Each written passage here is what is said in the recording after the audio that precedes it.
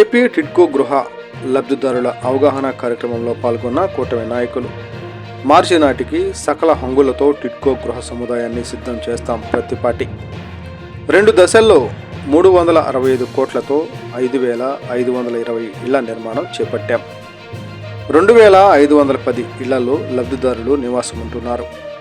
రాష్ట్రంలోనే highest occupancy Chilakaluripet TIDCO గృహాల్లో నమోదైంది. పట్టణ సమీపంలోని ఎన్టీఆర్ నగర్లో టిడ్కో గృహాల్ని అధికారులు కూటమి నాయకులతో కలిసి పరిశీలించిన మాజీ మంత్రి ప్రత్తిపాటి. చిలకలూరిపేట పేదలకు సొంతిల్లు లేదనే బాధ ఉండకూడదనే 2014-19 మధ్య టీడీపీ ప్రభుత్వంలో టిడ్కో గృహాల నిర్మాణం చేపట్టామని, మా సొంతింటి నిర్మాణం కంటే ఎక్కువగా టిడ్కో గృహాలపై శ్రద్ధ పెట్టి యుద్ధ ప్రాతిపదికన పూర్తి చేయాలనే లక్ష్యంతో ఎన్నోసార్లు పనుల్ని పరిశీలించామని మాజీ మంత్రి శాసనసభ్యులు ప్రత్తిపాటి పుల్లారావు తెలిపారు.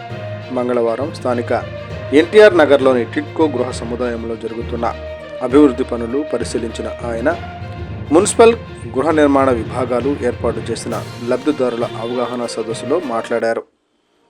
ముందుగా టిడ్కో గృహ సముదాయంలో నిర్మిస్తున్న వైద్య భవనం, పాఠశాల, ప్రార్థనా మందిరాల నిర్మాణాన్ని కూటమి నాయకులతో కలిసి ప్రత్తిపాటి పరిశీలించారు. పనులు త్వరగా పూర్తి చేయాలని అధికారులని ఆదేశించారు.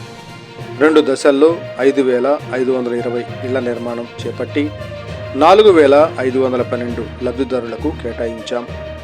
5,520 ఇళ్లలో 4,512 పూర్తి చేసి ఎలక్ట్రానిక్ విధానంలో 2019 ఎన్నికలకు ముందు లబ్ధిదారులకు కేటాయించడం జరిగిందన్నారు.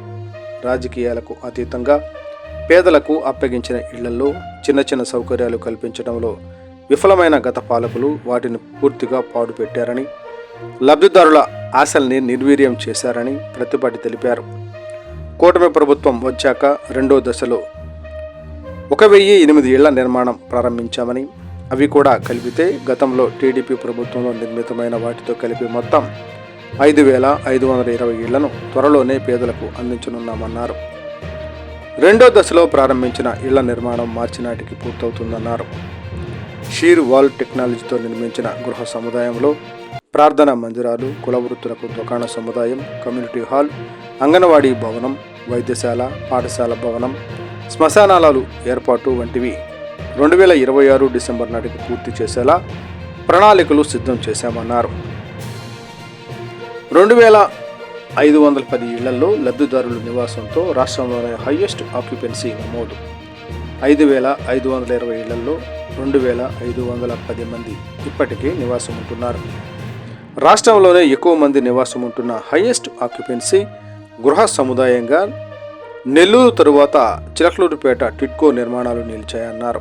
ఇళ్లల్లో నివాసం ఉండని వారు తప్పనిసరిగా ఉండాల్సిందేనని స్పష్టమైన ఆదేశాలు ఇచ్చామని, వారు నివాసం ఉండని పక్షంలో అర్హులైన ఇతరులకు ఉండేలా చూస్తామన్నారు.